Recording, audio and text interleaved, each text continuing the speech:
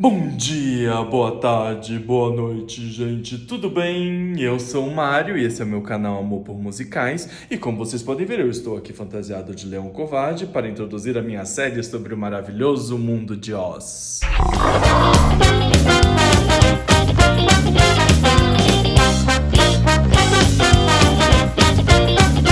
Eu queria começar pela biografia do L. Frank Baum. Ele nasceu em 15 de maio de 1856, nos arredores de Nova York, e a família dele era muito rica por causa da exploração do petróleo. Então, ele vivia numa luxuosa casa nos arredores de Nova York. E ele, desde criança, sempre foi muito habilidoso, Ele gostava muito das artes. E quando ele tinha 20 e poucos anos, o pai dele simplesmente comprou um teatro em Richburg, Nova York, para ele poder encenar as peças dele. E aí ele juntou uma trupe para eles poderem encenar. Ele até chegou a escrever um musical, inclusive, que ele compôs as próprias músicas, que se chama The Maid of Erin. E em 1882 ele se casou com a Maud Gage, que era filha de uma notória feminista do século XIX. Só que, infelizmente, nesse mesmo ano, o teatro dele pegou fogo e ele acabou perdendo todos os roteiros e as partituras, e ele acabou ficando sem dinheiro, e a mulher dele estava grávida, Então eles acabaram mudando para Dakota do Sul, na tentativa de uma nova vida. E para quem não sabe, eu também não sabia, dei um Google, a Dakota do Sul é mais pro centro dos Estados Unidos. E daí ele abriu uma loja de artigos finos lá, que se chamava o Bazar de Baum, que foi uma loja que por um tempo prosperou muito, porque era a única loja na Dakota do Sul desse estilo. Só que devido a uma seca que teve na região de 3 anos, ele acabou falindo.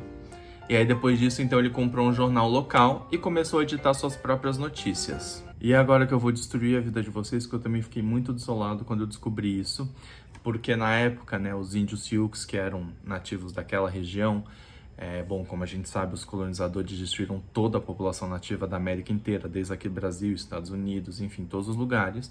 Só que os Sioux daquela região estavam se manifestando, reclamando a terra deles de volta. E o L. Frank Baum escreveu no jornal dele 2 artigos dizendo que os índios deveriam ser todos exterminados. E assim, não é que deviam ser realocados ou expulsos, não, eles deveriam ser exterminados. E eu fiquei assim, gente, como assim, sabe? O L. Frank Baum, que criou o Mágico de Oz, criou histórias tão maravilhosas, consegue ter essa opinião. Eu fiquei tipo, gente, será que eu continuo com a minha pesquisa? Eu achei bem complicado, bem difícil, assim, lidar com essa informação. Mas eu resolvi seguir porque acho que tem outras coisas muito maravilhosas que a gente pode explorar aqui. Enfim, o jornal dele também faliu. E aí ele acabou se mudando com a família para Chicago. Só que com o tempo, para tentar ficar mais com os filhos e se assentar, ele começou a escrever histórias infantis, porque a sogra dele, a mulher dele, achavam que ele era muito bom com crianças e que ele adorava entreter crianças com histórias. Daí, em 1898, depois de que vários editores se recusaram a lançar o livro dele, ele mesmo foi lá e editou e publicou o primeiro livro de poemas dele, que se chama By the Candelabra's Gar. E logo depois ele lançou o primeiro livro infantil dele, que é o Mamãe Ganso em Prosa, que foi um super sucesso, e é onde a personagem Dorothy aparece pela primeira vez, que o nome Dorothy foi uma homenagem à sobrinha dele de 5 meses que faleceu, que se chamava Dorothy Louise. Em 1899, ele se juntou com um grande ilustrador, W. W. Denslow, para lançar o Papai Ganso, que foi um super sucesso, inclusive foi o livro infantil mais vendido do ano. E aí, em 1900, ele se junta novamente com o W. W. Denslow para lançar aquele que vai ser o livro mais famoso da carreira dele, que é o maravilhoso Mágico de Oz. A famosa história da garotinha Dorothy, que é levada por um tornado até a terra de Oz, e entra numa jornada de autodescoberta, onde no caminho ela encontra um espantalho, um homem de lata e um leão covarde. O livro chegou a vender 10 mil exemplares nas 2 primeiras semanas e 80 mil exemplares ao longo do semestre, sedimentando Baum como um escritor de histórias infantis.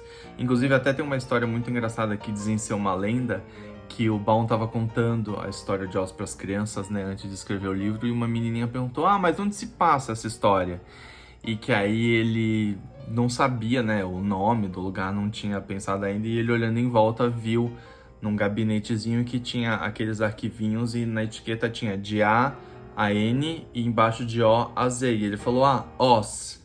E foi assim que ele inventou o nome. E eu acredito que muito do sucesso do livro se deu também porque ele foi o primeiro conto de fadas genuinamente americano, Porque a gente sabe como os americanos podem ser bem nacionalistas e naquela época existiam os contos de fada, mas era do Grimm, do Andersen, todos que vieram da Europa.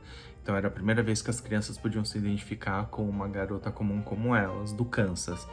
E, inclusive, tem um professor nos anos 60, se chama Henry L. Littlefield, que encontrou muitos paralelos entre o Mágico de Oz e a situação dos Estados Unidos na virada do século, tanto que para ele a bruxa má do leste representa os bancários e o monopólio deles sobre as pessoas comuns, que são os Munchkins. Daí o espantalho representa o fazendeiro, que ele é inteligente, porém ingênuo.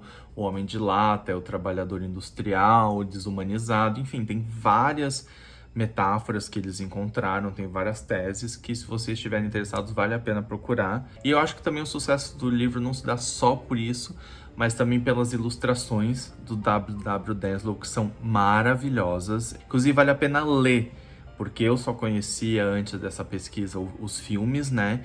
E aí, lendo o livro, assim, ele tem muito mais profundidade, ele tem muito mais coisa do que foi passado para as telas ou para o teatro.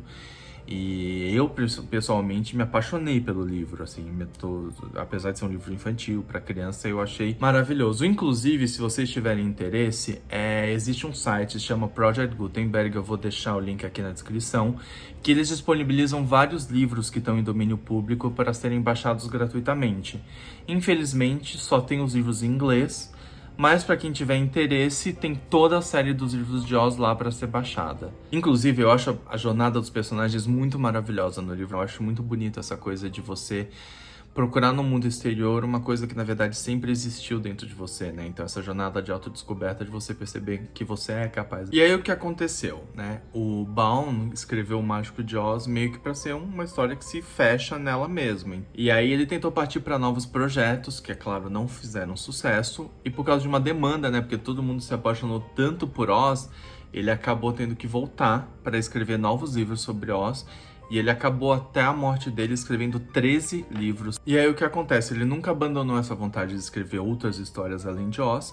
E aí ele começou a adotar pseudônimos, né? Ele teve vários pseudônimos durante a vida dele. Só que realmente a segurança financeira dele era garantida pela série dos livros de Oz, que eram quase como os Harry Potters da época, né? Assim, ele fez muito sucesso. Até 1908, quando ele resolveu lançar um projeto que se chamava Radiologues, que era ele viajava o país fazendo leituras dos livros deles de Oz, só que ele levava com ele uma trupe de atores para encenarem juntos, com música, tinha música ao vivo, e era um projeto que acabava que custava mais do que ele recebia.